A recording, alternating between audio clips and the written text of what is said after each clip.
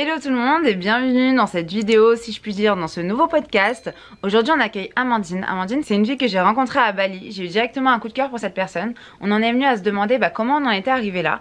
Et en écoutant son histoire, je me suis dit mais il faut que je l'invite dans mon podcast parce qu'elle est très inspirante. C'est l'exemple même de votre passé ne définit pas votre avenir. Sa vie aujourd'hui et comment elle est n'a rien à voir avec ce qu'elle était avant. Et c'est très intéressant et très inspirant de voir comment elle a changé, comment elle a évolué, c'est ce qu'elle va nous partager aujourd'hui. On a parlé d'énormément de choses, de relations toxiques, de pervers narcissiques, de manque d'estime de soi, de reconversion aussi, après 7 ans dans la même branche. Donc c'est très intéressant à écouter, je vous laisse avec ce podcast. Avant ça, je tiens quand même à vous faire un disclaimer sur le fait qu'une relation toxique, ça peut être très dangereux, ça peut être aussi dangereux physiquement que psychologiquement. Donc ne restez absolument pas dans ce genre de situation. Contactez un professionnel si vous avez besoin d'aide. N'hésitez absolument pas à demander de l'aide. Vous méritez le bonheur, vous méritez d'être heureuse, vous méritez qu'on reconnaisse votre valeur et vous ne méritez absolument pas de souffrir. Je vous laisse avec ce podcast. Bonjour Amandine. Hello. Hello, ça me fait très plaisir que tu sois là aujourd'hui. Moi aussi. Est-ce que tu souhaiterais te présenter pour les personnes qui ne te connaissent pas? Non. Alors, je m'appelle Amandine, je suis business coach et j'aide les coachs à trouver des clients sur Instagram et aussi construire un business qui va leur permettre de vivre la vie de leurs rêves. Donc, soit partir voyager, faire le tour du monde, tout en travaillant ou profiter de sa famille, etc. etc. Hyper cool. Et on s'est rencontrés à Bali. Ouais. Et ça fait combien de temps que tu es coach et que tu es à Bali aussi? Comment t'es arrivée là? Alors, il y a plein de questions. Ouais. Donc, je suis arrivée à Bali, donc là, ça fait 1 an et demi. Meilleure décision de ma vie, vraiment. Je me souviens encore, à Genève, on était confinés, on s'est dit avec Micha, viens, on se taille d'ici. Donc, on a pris, on a tout vendu, on a rendu l'appart, on est parti, on est arrivé ici et c'était incroyable de connaître Bali comme ça. C'est juste une vie de dingue. J'aurais jamais cru que ce serait possible. Parce qu'à la base, moi, je viens du droit. Donc j'ai fait des longues années d'études et c'est vrai que quand j'ai tout quitté comme ça, c'était une grosse décision. Je fais partie des gens qui ont osé prendre le chemin des grandes études. Ouais, et qui ont osé surtout décevoir les proches, mais c'est ok. Parce que quand j'ai annoncé à mes parents que j'arrêtais le droit, c'était cata. Mais bon, maintenant ils ont compris, je pense. J'espère. Et donc comment j'en suis arrivée là? Comme je disais, donc j'ai repris mes études, j'avais à peu près 23 ans.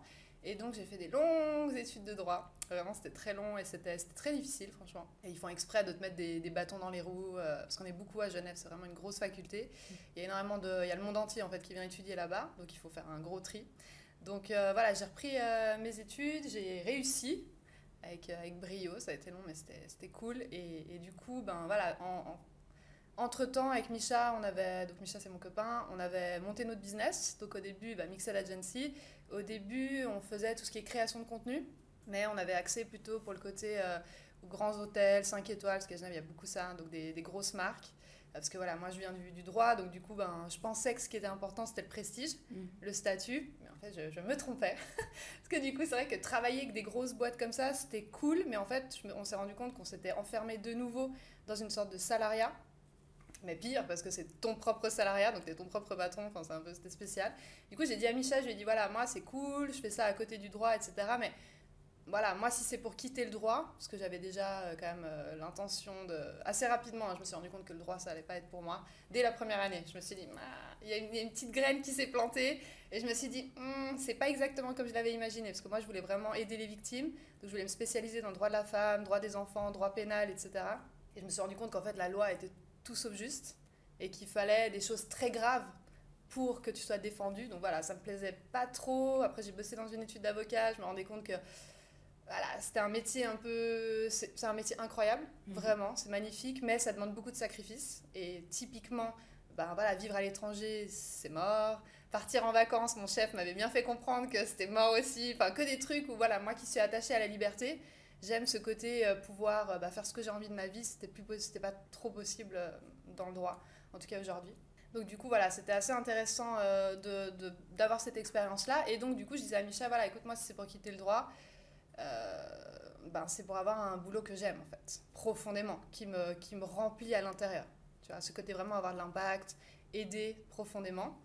Et donc, c'est pour ça qu'après, on s'est reconverti. Donc, on s'est posé la question. On est venu à Bali, d'ailleurs, c'était en 2018, je crois, de mémoire. On est venu à Bali et on s'est dit, OK, ce business-là, c'est aider des hôtels, des trucs, c'est pas trop notre truc.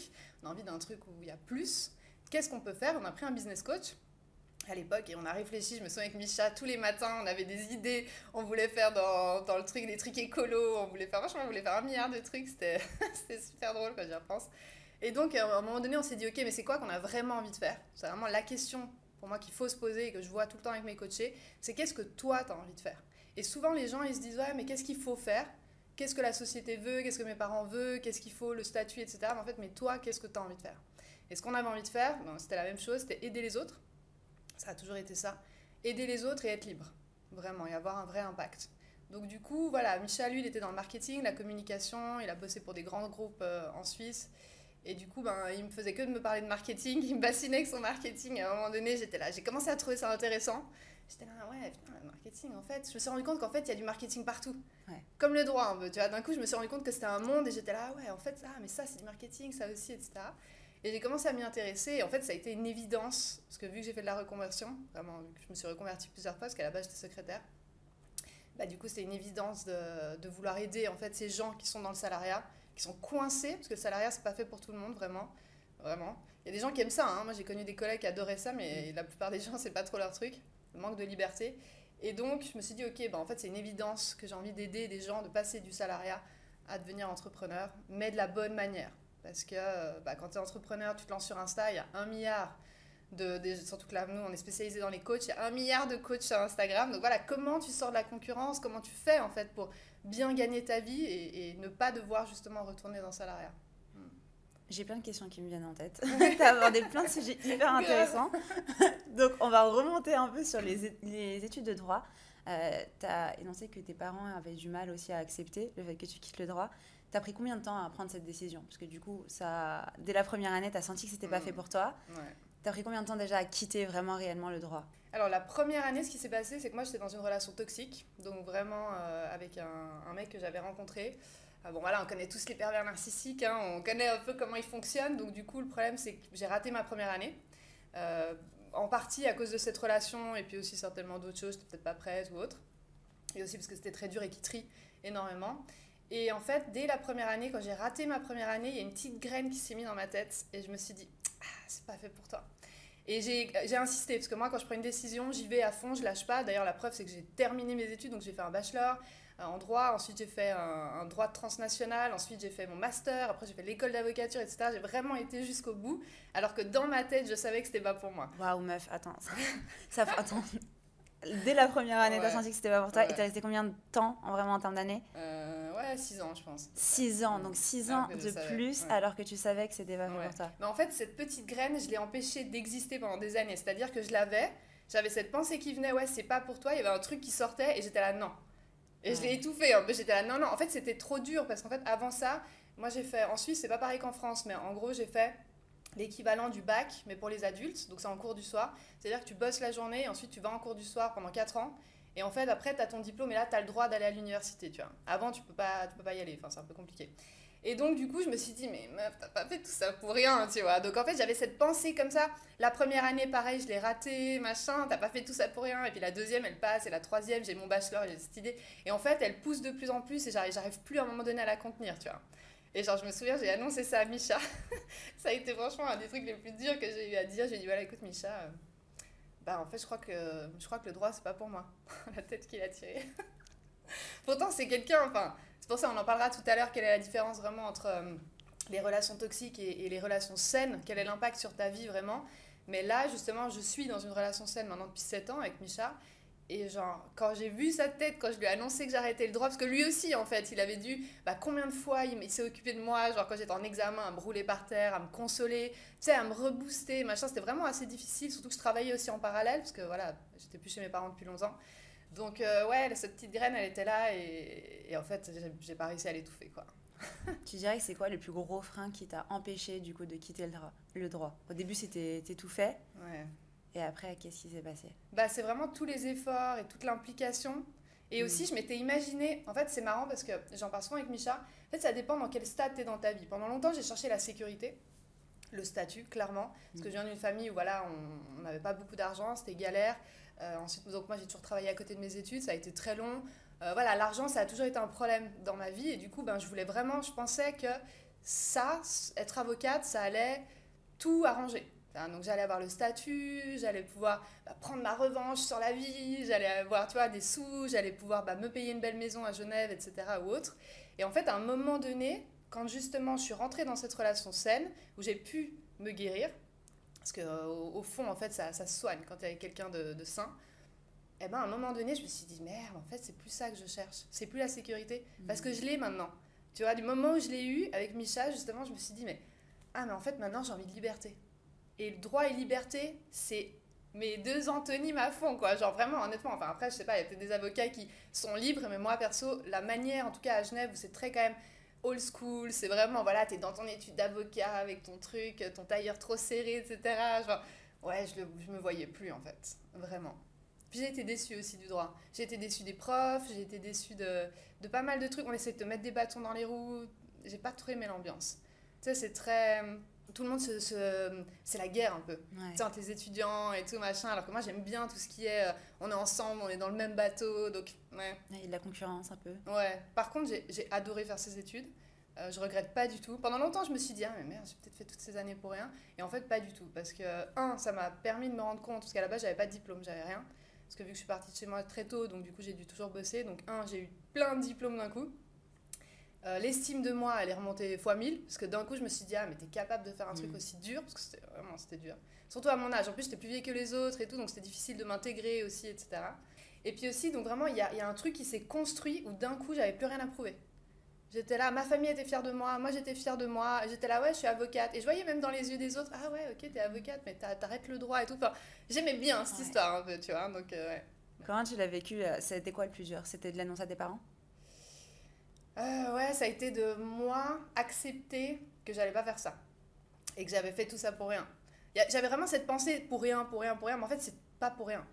Et ça, c'est vraiment un truc. Franchement, ça fait des années que je travaille là-dessus. Bon, maintenant, c'est bon, c'est passé, mais j'arrêtais pas de me dire, ouais, t'as fait tout ça pour rien. Et en fait, c'est pas pour rien, c'est trop bien, c'est trop cool. Franchement, déjà, j'ai appris des trucs de dingue. Genre, maintenant, le droit, bon, je commence un petit peu à oublier, mais je suis incollable. Il y a plein de trucs hyper intéressants, genre vraiment à apprendre. Et puis, une méthodologie, une manière de penser que j'avais pas avant. Donc, c'est pas pour rien. Mais oui, ça a été assez dur de moi accepter. Vraiment, Toi, laisse-toi. Ouais. que j'allais pas être. Que c'était fini en fait. Que mon rêve, parce que j'ai toujours voulu être un peu ce super-héros qui aide la femme, qui aide l'enfant, comme ça, tu sais, qui punit les méchants. Vraiment, c'était vraiment mon truc. Je voulais vraiment, vraiment aider les autres. Et du coup, ouais, d'un coup, toutes les attentes que j'avais de ma vie, tu vois, ça s'effaçait un peu et ça se transformait en un nouveau truc que je savais pas trop. Tu vois. Et donc j'avais un peu le pied dans Mixed, dans notre business, un peu le pied dans le droit, et j'étais là, genre, qu'est-ce qu'on fait? Donc ouais, ça a été dur. Après, l'annoncer à Micha, ça a été dur aussi. Mais lui, je sais qu'il est toujours de mon côté, donc ça a été. Mais mes parents, ouais, encore aujourd'hui, ils me disent, oui, alors quand tu seras de nouveau avocate et tout, je suis là. Mais je serai plus avocate. Et je vois, ils entendent pas, en fait. Ils me disent, oui, mais tu sais, quand tu retourneras, je suis là. Ok. D'accord, un jour. Ouais. Puis mes potes aussi, les proches. Je vois, genre, toutes mes copines, elles m'ont dit, quoi? T'es folle? T'as fait tout ça pour rien, de nouveau, tout ça pour rien, tu vois. Et j'étais là, ouais, mais tu te rends pas compte, je vais pouvoir vivre à Bali et tout. Puis genre, les gens, en fait, c'est trop... Ouais, c'est trop loin, tu vois. Ils sont là, mais pourquoi t'as fait toutes ces années pour rien, en fait, tu vois. Donc ouais, ça a été dur, mais c'est pas grave. T'as perdu des gens à cause de ça? Non. C'est plus de la compréhension. Ouais, en fait, c'était trop loin pour eux. D'un coup, ils étaient là, mais attends, mais t'as fait toutes ces... Tu sais, ils comprenaient pas, tu vois. Mais même moi, j'étais là, mais attends, t'as fait toutes ces années pour rien. C'est vrai que j'aurais pu m'arrêter avant, me dire, écoute, voilà, c'est pas ton truc, fais autre chose, tu vois. Mais je suis assez comme ça, j'aime aller jusqu'au bout, c'est important. Mais maintenant, mes diplômes, ils me servent à rien, aujourd'hui en tout cas, tu vois. Mais je suis contente, tu sais, je les revois, je les avais affichés sur mon mur, c'était pendant que je révisais mes examens, je les affichais comme ça, pour justement, me remotiver. Me dire, allez, je veux le prochain et tout. Parce que j'aime bien les trucs comme ça, les diplômes et tout, je trouve ça cool. Mais en soi, c'est une très bonne expérience. Et en plus, t'en as tiré énormément de bénéfices dans ta vie personnelle aussi. Donc ça va être toujours des choses qui vont t'aider par la suite. C'est ce qui fait que t'es toi aujourd'hui aussi. Ouais, puis maintenant, si j'ai un problème, j'ai 1 milliard de potes avocats. Ah ouais, ça c'est pas mal. Qui pourront me défendre gratos, donc c'est parfait. Des fois, je les consulte et tout. Je fais, ouais, t'en penses quoi ça pour mon business et tout, donc c'est trop bien. Je me suis fait, non, mais c'était trop cool. J'ai rencontré des gens extraordinaires, parce qu'à Genève, on a des profs, c'est que des stars. C'est vraiment des gens, c'est le juge de droit pénal international qui est là, qui donne des cours, etc., qui écrit des bouquins et tout. C'est vraiment des gens incroyables. Donc c'était cool, vraiment.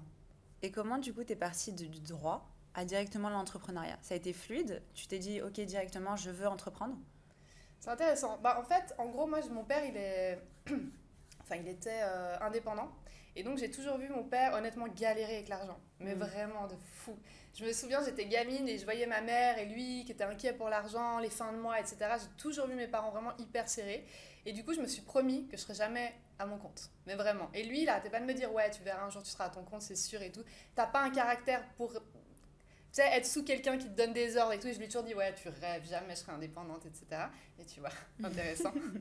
Intéressant, là, il me connaissait bien finalement. Et en fait, c'est grâce à Misha, tout ça. C'est-à-dire que Misha m'a montré qu'en fait, mon père, il a galéré. Déjà, quand il y a eu les grosses crises, je sais plus quand c'était en 2000, mon père, il a pas fermé boutique, contrairement à plein, parce qu'on était dans une petite ville, un petit village. Et du coup, il y a tout le monde qui a fermé boutique, pas lui. Donc à chaque fois, il a quand même réussi à résister. Donc c'est juste que moi, de mes yeux de gamine, j'étais là en mode, ouais, franchement, tu galères, tu vois. Mais en fait, il a quand même à chaque fois trouvé des trucs, il a essayé de se réinventer, etc. Donc ça, franchement, il faut lui laisser, il a bien géré. Mais Misha m'a montré qu'il y avait plus, en fait, qu'il y avait le marketing, qu'il y avait la com, des choses que mon père n'avait pas connaissance. Par exemple, lui, pour trouver des nouveaux clients, il allait imprimer ses listes de prix, puis il allait faire toutes les boîtes aux lettres, et il les mettait dans les boîtes aux lettres des endroits un peu riches, tu vois. Et ouais, c'est des trucs, c'est tellement old school, tu vois. Ça a changé, ouais. Ouais, carrément. Ouais. Maintenant, si tu fais ça, bon, peut-être ça marcherait encore, mais... Et Misha, vraiment, il m'a montré qu'en fait, il y a d'autres manières. Et puis aussi, on est dans une époque incroyable, avec Instagram, le en ligne, etc. Enfin, clairement, mon père, il n'avait pas cette possibilité-là. Donc, du coup, il m'a montré qu'on pouvait monter son business, bien gagner sa vie, être libre, pouvoir vivre à l'étranger, etc. Et d'un coup, je me suis dit, ça a l'air sympa par là-bas. je vais peut-être le suivre. Mais c'est lui, en fait, qui a d'abord monté son business. À la base, il était freelance. Donc, il était tout ce qui est photo, vidéo, etc. Puis moi, je l'aidais, donc tout ce qui est admin. Vu que j'étais secrétaire, du coup, c'était hyper facile pour moi, les mails, les trucs, les suivis, etc. Et après, en fait, ouais, ça s'est fait naturellement. Micha, le super-héros. Exactement. Il a sauvé la situation. Exactement, c'est grâce à lui qu'on est à Bali en ce moment. Ça fait 7 ans que tu es avec lui. Ouais. Et tu as fait bien la différence entre une relation saine et une relation toxique. Ça veut dire qu'avant ça, tu étais dans une relation toxique. Ouais. Ouais, en fait, j'ai rencontré un mec qui était... Bon, voilà, je vais pas décrire les pervers narcissiques parce que tout le monde connaît, mais en gros, ouais, il est très fort. Très, très fort. Au début, je m'intéressais pas du tout à lui. Mais pas du tout. Franchement, je l'ai vu. Franchement, je l'avais même pas vu. Je me souviens, il y a mon pote à côté qui me dit, ah, mais tu l'as vu le mec en face, il fait que te mater. J'étais là, non, je l'avais même pas vu. Et d'un coup, j'ai commencé à le voir et tout. En effet, il était incroyablement romantique, poli, machin. J'avais l'impression que j'étais the one, tu vois. Et à l'instant où je l'ai rencontré, c'est vrai qu'on m'avait jamais regardé comme ça, on m'avait jamais parlé comme ça et tout. J'étais là, ouais, ça a suscité un truc, tu vois. J'étais là, la curiosité, vraiment, j'étais là, ouais, peut-être qu'il a eu un coup de foudre, tu vois. Parce que je suis assez romantique, j'ai eu des parents voilà, qui sont restés ensemble, qui s'aimaient énormément et du coup qui se tenaient encore la main quand ils étaient des petits vieux, etc. Donc du coup j'ai toujours trouvé ça beau, cet amour-là. Et c'est vrai que je ne l'ai jamais retrouvé après, déjà parce qu'on est dans une autre génération, puis eux, voilà, ça faisait 40 ans qu'ils étaient ensemble, donc c'est différent, tu construis cet amour-là. Et donc ouais, j'étais là, intéressant, et il a tout fait pour me séduire, vraiment de dingue. Et il m'a eu. Et donc à un moment donné, quand tu tombes amoureuse d'eux, après c'est là où ça tourne en fait. Donc ce qui s'est passé, c'est que j'ai vraiment connu cette relation toxique. Et après justement j'en suis sortie, heureusement. Mais comme je disais tout à l'heure, c'est à cause de ça en partie que j'ai raté ma première année. Parce qu'en fait, quand tu es dans une relation toxique, c'est ça vraiment les dommages que ça fait sur ta vie. Et on ne se rend pas forcément compte, mais quand tu sors avec quelqu'un qui est toxique, ton cerveau il est à 100% sur lui. C'est-à-dire que tu t'inquiètes où il est. Est-ce qu'il te trompe? Est-ce qu'il te ment? Est-ce qu'il a? Mais qu'est-ce qu'il fait en ce moment? Ah ouais, puis avant il m'a dit ça. Ah ouais, c'est bizarre. Pourquoi il m'a dit ça? Que des trucs. Et en fait, tu peux pas te concentrer sur autre chose. Tu peux pas avoir des projets. C'est impossible. Enfin, moi, je sais que mon année à l'université, je l'ai pas vu passer. J'avais que lui en tête tout le temps. Tout le temps. J'étais inquiète et tout. Puis après, j'ai appris plein de trucs. En effet, il a pas été très correct du tout, on va dire. Et c'est pour ça, moi, je vois pas mal de personnes avec qui je discute, en call de vente, par exemple, quand elles veulent venir se faire coacher, et qui sont dans des relations, alors je sais pas si elles sont toxiques, mais en tout cas dans des relations où elles me disent « Ah, attends, je sais pas, il faut que j'aille demander à mon mec l'autorisation pour... Elles n'utilisent pas le mot autorisation, mais c'est clairement une autorisation, pour justement voir est-ce que je peux me payer ton coaching. Et moi, je leur pose la question, je leur dis « Ah ouais, cool, mais est-ce que c'est tes sous? Oui, c'est mes sous, mais il faut quand même que je lui demande, etc. » Je suis là, ouais, mais c'est ta vie en fait, c'est ton projet. Et elles sont là, ouais, mais il faut quand même que je demande, etc. Et j'en ai même vu d'autres qui m'ont dit, ouais, mais tu sais, mon mec, il arrête pas de me dire qu'il faut que j'arrête l'entrepreneuriat, que je suis pas bonne à ça, que ci, que ça. Et ça, on se rend pas compte à quel point ça détruit en fait. quand t'as ton mec qui croit pas en toi, ou que ce soit ta mère, n'importe quoi, une amie, etc., qui arrête pas de te dire, ouais, mais toi là, arrête le droit ou arrête l'entrepreneuriat ou qu'importe et tout, en fait, dans ta tête, c'est comme un gamin, si t'arrêtes pas de lui dire, ouais, toi t'es nul, t'es nul, t'es nul, il va profondément se dire qu'il est nul. Et c'est pour ça, quand j'étais avec lui, bah, ma vie, mais elle était détruite, quoi. Honnêtement, franchement, j'avais plus confiance en moi, je me trouvais moche, je me trouvais nulle. Parce que dès le départ, j'ai su, en fait. J'avais un truc dans ma tête, une sonnette d'alarme qui me disait, fuis. Amandine, tire-toi de là. Je le savais, en fait. Tout ce qu'il a fait, tout ce que j'ai appris après avec son ex, ses trucs, avec toutes ces filles que j'ai découvert, je savais tout, en fait. Et c'est ça le pire, en fait. C'est que quand t'es avec un mec comme ça, après, il y a celles qui savent pas, mais il y en a beaucoup qui savent.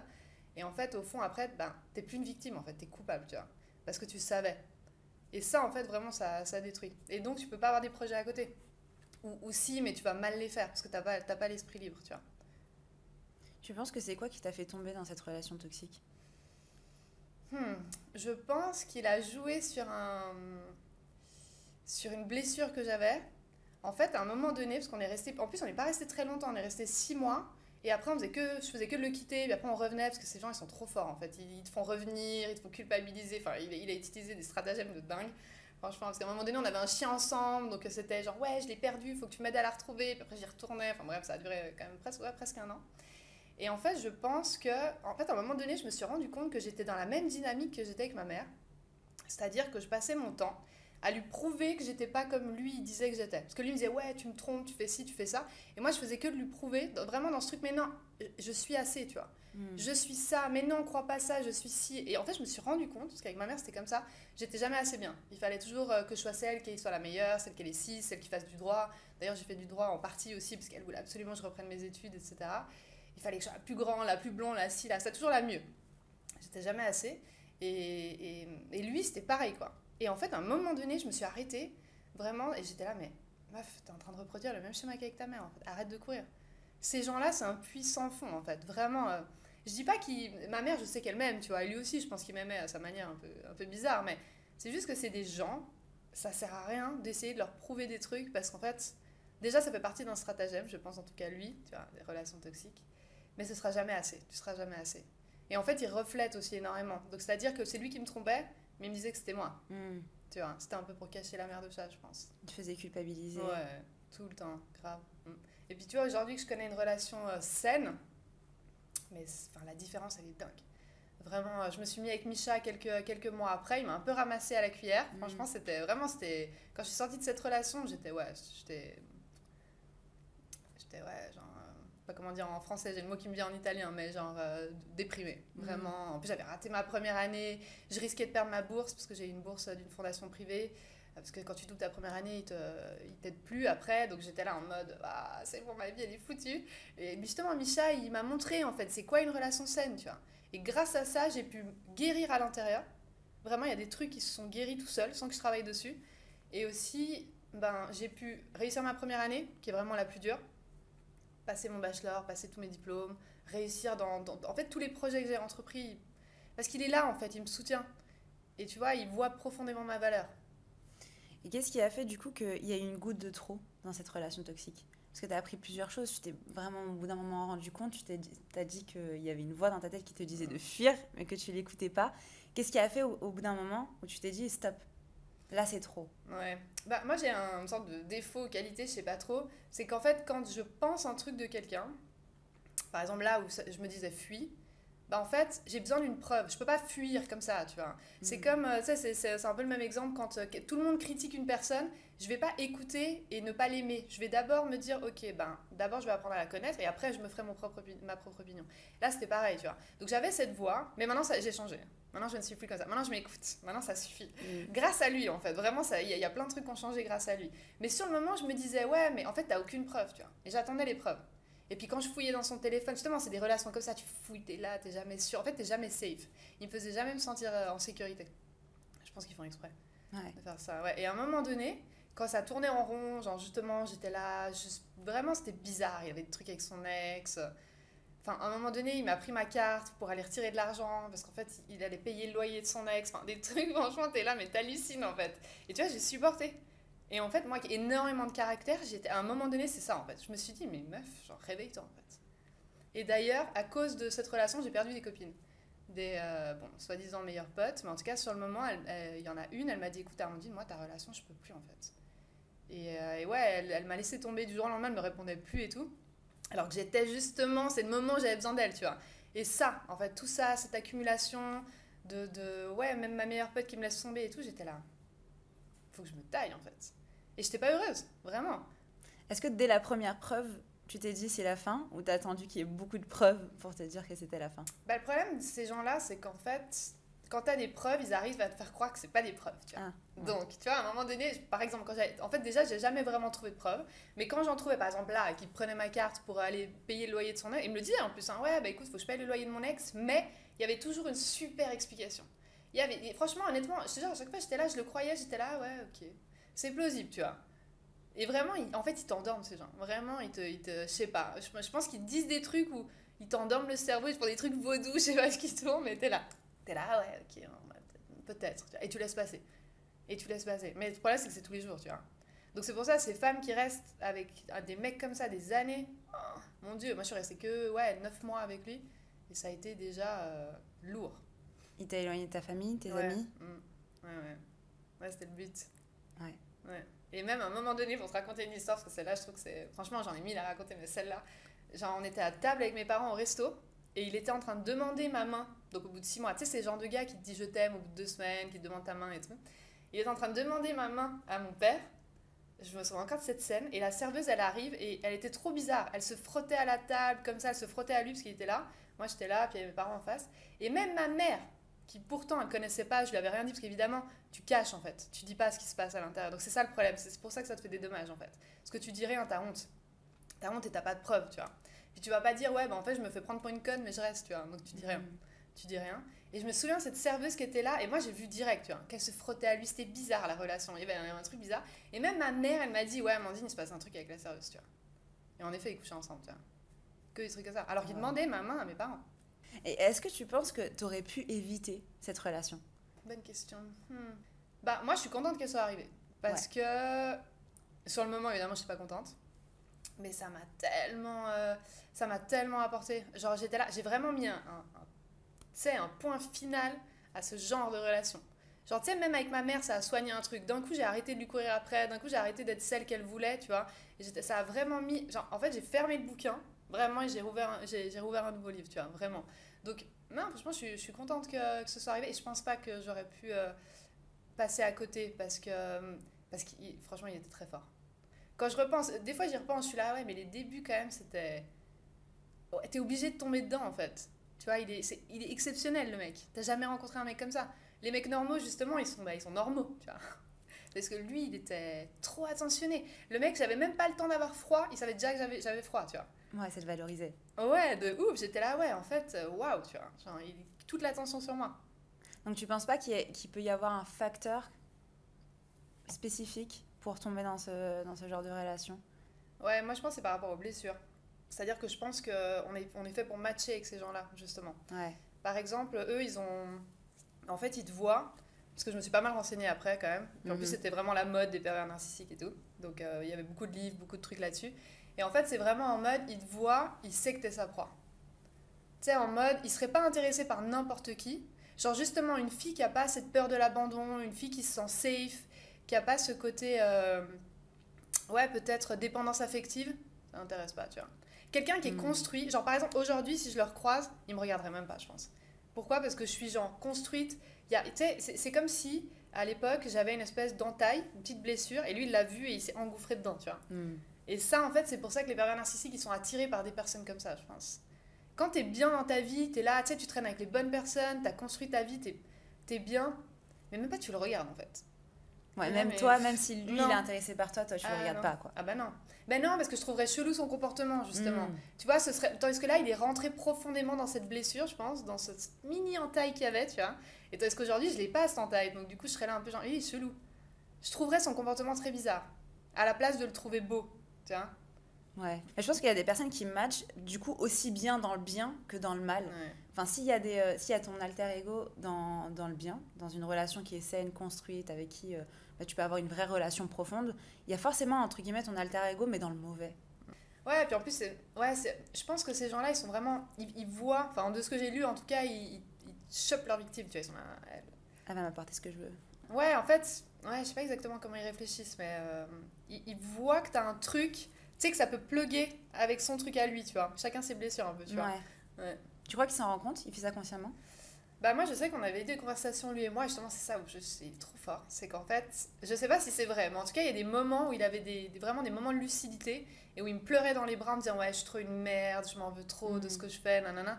Donc, est-ce que c'était un acteur, un jeu d'acteur, tu vois, ou est-ce que c'était la vérité? Moi, j'avais l'impression que c'était la vérité. J'ai l'impression que ces gens, en fait, ils jouent un rôle.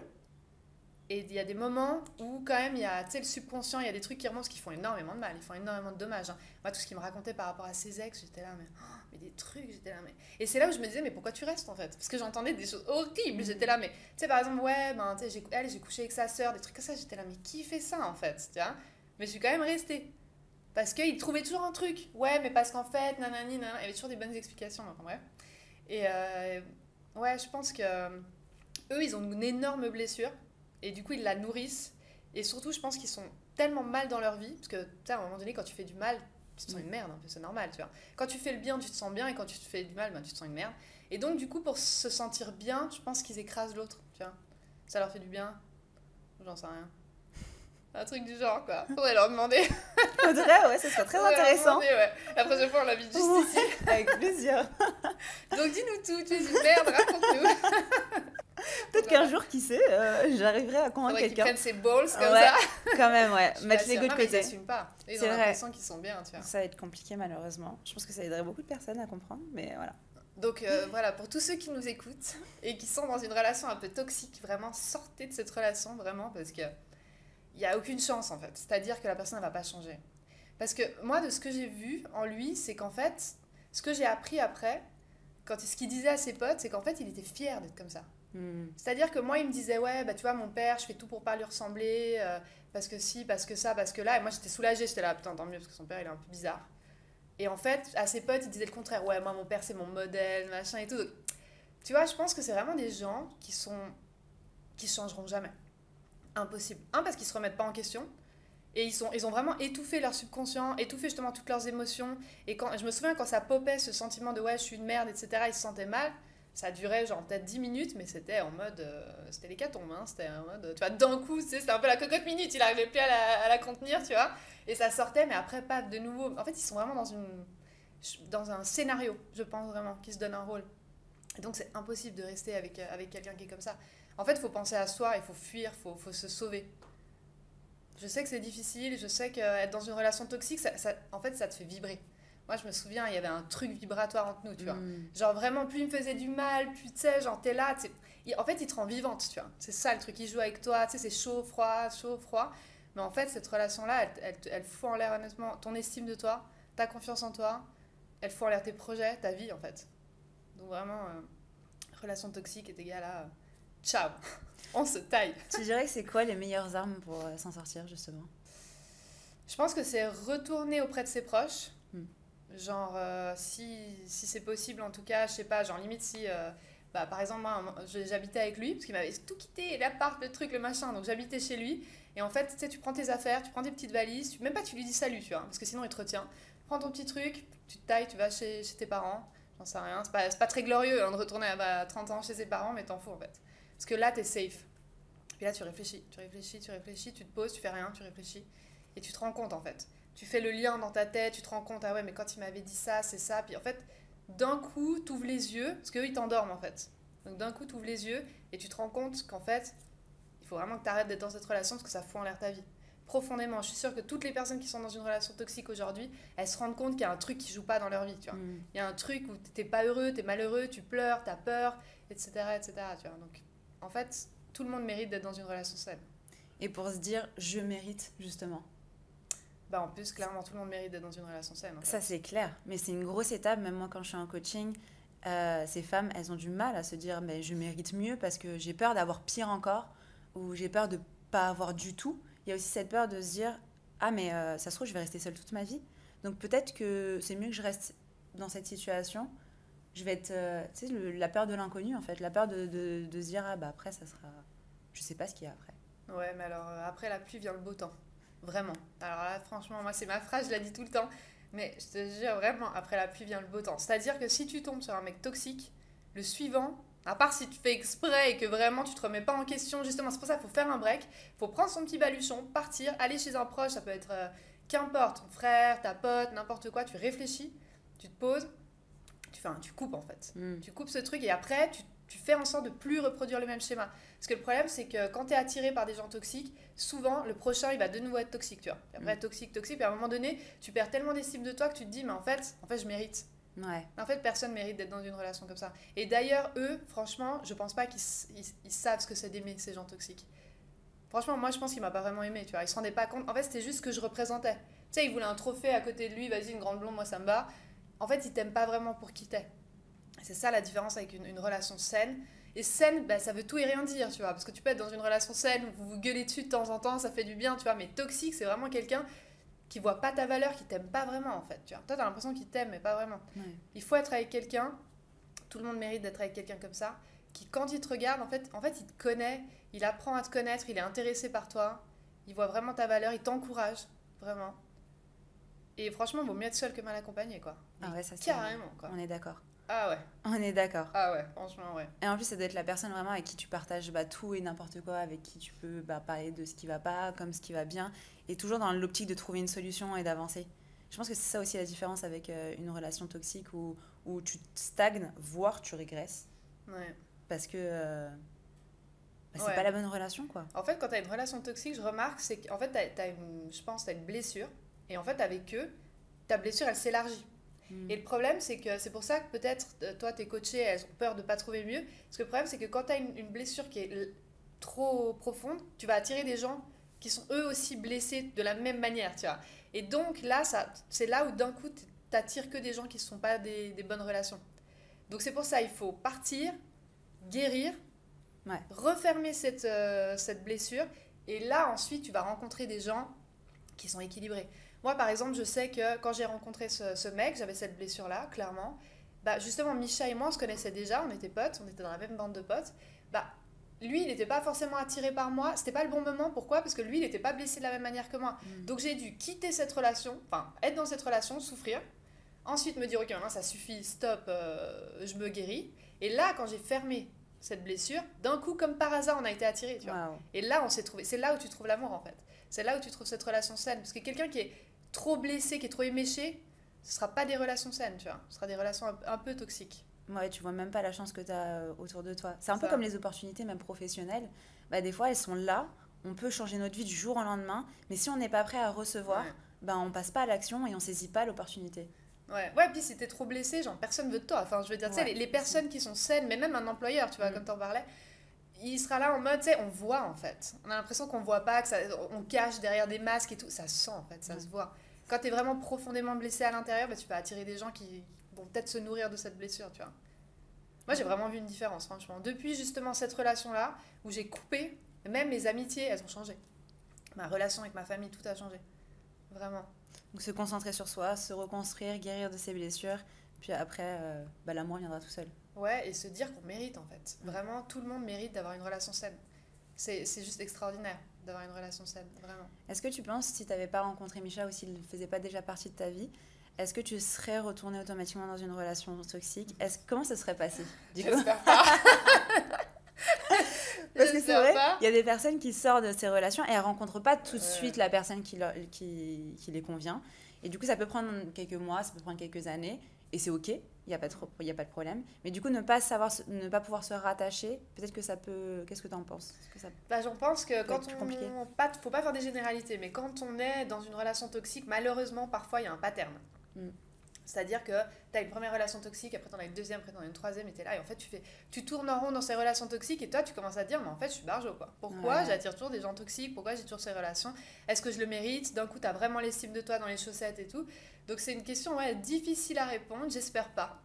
Est-ce que je serais retournée dans une relation toxique ? Mais qui sait, tu vois. Genre peut-être. J'espère pas, vraiment. Aucune idée. Après je me souviens, lui ça a été vraiment, je me suis dit, mais... Tu sais, mentalement, physiquement, tout, je me suis dit vraiment, ok, maintenant, Amandine, stop, ça suffit, tu vois. Ce genre de mec, c'est plus jamais. Et maintenant, d'ailleurs, j'ai un radar. dès qu'il y a un mec, ou quelqu'un, hein, même maintenant dans les amitiés, parce que c'est vrai que maintenant, vu que je suis en couple, je vois plus vraiment des relations de drague, etc. Mais même en amitié, quand quelqu'un dit un truc un peu... Tu sais, genre j'ai mon radar, tu vois. Je suis là, ouais, bizarre. Tu sais, genre, alors, ne pas juger évidemment, mais avoir en fait, ces gens-là, ils te permettent de... Tu sais, d'affiner ton ressenti. Et en fait, je pense que quand tu es dans une relation toxique, profite justement d'affiner ce radar, de te dire, ah ouais, mais là, qu'est-ce qu'il me dit, pourquoi, etc. Tu sais, d'analyser un petit peu, et d'analyser surtout ton comportement. Pourquoi tu es attiré par ces gens? Qu'est-ce qui se passe? Qu'est-ce qu'ils te font ressentir? Vraiment? Genre, pourquoi lui, pourquoi pas un autre? Tu sais, comment il t'a attiré un petit peu dans ses filets, tu vois? Et ouais, réfléchir vraiment sur soi. Et ouais, se reconstruire. Et vraiment travailler sur l'estime de soi, la confiance en soi, à fond, chez toi, en coaching. Avec plaisir. Vraiment, parce que c'est ça, en fait. Du moment où tu prends confiance en toi, du moment où, en fait, toi-même, tu te rends compte de ta valeur, tu peux plus être avec des gens comme ça, en fait. Parce que justement, moi, je pense qu'à l'époque, c'est il y a longtemps maintenant, mais à l'époque, quand je l'ai rencontré, je me rendais pas compte de ma valeur. Et c'est pour ça, en fait. Et lui non plus, du coup, se rendait pas compte de ma valeur. Et c'était ok. Alors qu'aujourd'hui, je suis, ah, mais c'est pas ok, en fait. Ouais. Tu vois, je dis pas que je suis la reine d'Angleterre non plus, mais on a tous une valeur, et en fait, il faut s'en rendre compte. Et moi, par exemple, mes amis, mes proches, je vois leur valeur. Et je me rends compte de la chance que j'ai d'être dans leur vie, tu vois. Et j'ai envie que ce soit pareil de l'autre côté. Pas que ce soit juste un mec qui m'a choisi comme ça parce qu'il avait juste envie d'être en couple ou j'en sais rien, tu vois. Ouais, ça se travaille. Ouais. Mais tout le monde est capable de développer Carrément. ça. Tout le monde est capable de s'estimer, de se trouver bien, de se trouver assez et d'avoir de la valeur. Et c'est important aussi de savoir que c'est possible et que tu peux y arriver. Ouais. Moi, j'ai une dernière question qui me traverse l'esprit et ça revient assez souvent dans plusieurs situations. C'est en fait, est-ce qu'on est obligé d'attendre la dernière goutte, celle qui fait déborder le vase, pour avoir un déclic, pour vraiment se rendre compte? Qu'est-ce que tu en penses? Est-ce que tu penses que tu aurais pu avoir ce déclic plus tôt où il fallait vraiment être au fond du fond pour tout changer? Ouais, je pense que ça dépend des gens. Moi, je sais que je suis assez... moi, il faut que je touche le fond. Vraiment, j'ai besoin de, tu sais, souffrir. Et à un moment donné, je suis là, ok, maintenant, mais ça suffit, quoi. Vraiment, moi, je suis comme ça. Après, les autres, je sais pas. J'ai l'impression quand même que l'humain change profondément dans la douleur. Tu sais, à un moment donné, quand c'est trop. Donc, moi, je pense pas que j'aurais pu partir avant. D'ailleurs, je suis partie assez tôt, finalement, tu vois, 6 mois, 9 mois, c'est pas... Et d'ailleurs, j'étais étonnée, tu vois, j'étais là, 6 mois. En fait, c'est ça. Le déclic, je pense, ça a été de me rendre compte, mais attends, ça fait 4 mois qu'on est ensemble, 4-5 mois, et c'est déjà la galère, quoi. J'étais là, mais on va où, en fait? Quel est l'avenir de cette relation, tu vois? Il n'y en a pas, en fait. Donc, c'est pour ça, si voilà, vous avez l'impression que vous vous dites pareil, vous vous dites, mais elle va où, cette relation? Fuyez. Fuyez. Donc, moi, perso, je pense que j'avais besoin de toucher le fond. Et encore, franchement, j'aurais pu attendre encore plus, tu vois. Parce qu'après, j'ai appris plein de trucs que je savais pas, mais que je me doutais, mais que je savais pas. Et tu vois, j'ai pas eu besoin d'avoir ces preuves pour partir.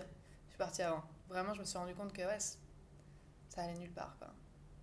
Puis qu'il était chelou. Moi, j'avais pas envie d'être dans une relation où... Tu sais, la personne, ça fait tellement du bien, ça, vraiment, la différence relation toxique et relation saine, c'est vraiment, quand t'es dans une relation saine, t'as la paix, en fait. La paix intérieure. Genre, tu sais, là, ça fait 7 ans, il y a pas un moment donné où je me suis dit, ah, faut que j'aille fouiller dans son téléphone, qu'est-ce qu'il fait, avec qui il est, nanana. Je lui fais confiance, il me fait confiance, je me sens safe, en fait. Et aujourd'hui, bah, t'as Bali, Yes. t'as développé ton activité qui fonctionne très bien. T'as ton chéri, Misha, ça fait 7 ans maintenant. Qu'est-ce que ça représente pour toi le bonheur? Parce que tu viens quand même d'une période assez compliquée, qui a été très dure pour toi, où t'étais vraiment malheureuse. T'as fait un revirement de situation où t'as changé énormément de choses dans ta vie, du tout au tout. Qu'est-ce que pour toi ça représente le bonheur? Je pense que ça dépend dans quelle phase t'es de ta vie. Si t'es dans une phase où justement t'es dans une relation toxique, où ta vie c'est un peu le chaos, je pense que le bonheur c'est prendre du temps pour toi, te reconstruire, te poser les bonnes questions. Vraiment, tu sais, à la limite, fais une retraite, pars à la montagne, j'en sais rien, fais quelque chose, mais genre, retrouve-toi, toi avec toi. Et réfléchis à ton comportement, à tes patterns, pourquoi, où t'en es, quelle est la direction dans laquelle tu veux aller. Si t'es dans une relation saine, justement, ou dans une vie où tu te sens bien, comme par exemple moi aujourd'hui, bah pour moi, le bonheur, c'est vivre l'instant présent. Profiter de chaque instant. C'est-à-dire que, tu sais, genre là, par exemple, on est là en ce moment, on est en train de tourner ce podcast, et tu sais, profondément, ça c'est mon combat, je suis en train de travailler dessus, c'est vraiment, voilà, chaque instant qui passe, le vivre profondément. Et ne pas être là en mode, ouais, mais attends, on bouffe quoi après, machin, ah oui, puis mon café, mon truc. Non, c'est là, toi, moi, ici, vivre cet instant, tu vois, et après l'instant d'après, etc. Ça, pour moi, c'est ça le bonheur. Je te remercie pour ce moment-là, parce que j'ai beaucoup apprécié ce podcast avec toi. Moi aussi. Je pense que ça va pouvoir aider énormément de personnes. Donc je suis J'espère. très contente et je te remercie d'avoir participé à ce podcast et de t'être livré un Merci petit à peu. toi, c'était cool. Merci beaucoup.